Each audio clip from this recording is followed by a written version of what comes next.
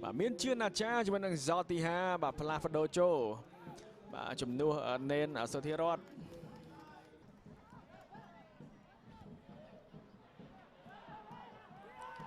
bà chưa na cha tiền cho khống có slide ball trên khang trái và bị và Kim Triếmในក្នុងការតតបាល់ជ្រុងរាប់រងដោយ Makemazio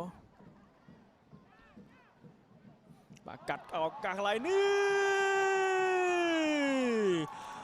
មួយទៅនឹង0ទីបំផុត Nagaver បាទបំបែកបាទពងមួននៅក្នុងការប្រកួតនេះរកបានគ្រាប់បាល់ដំបូងនៅនាទីទី79បាទនាំមុខអង្គរ Tiger 1-0បាទយើងចាំមើលរូបភាពយឺតសាយថ្មីពីការសុទ្ធបញ្ចូលទីបាទរបស់បាន Nagaver បាទកន្លែងនេះបាទកែម៉ាសូលើកទៅបាទបុកនឹងយ៉ទី5ចូលតែម្ដងបាទយ៉ទី5បាទគឺផ្ដេកខ្លួនបាទតែតបញ្ចូលទីកន្លែងនេះអូបាទចំបាទកណ្ដាលភក្ត្រាឲ្យចូលទីតែម្ដងបាទកែម៉ាសូបាទលើកមកផឹងបាទយីប៊ុនហេមិនអាចសង្គ្រោះបាននេះបានទេបាទ1-0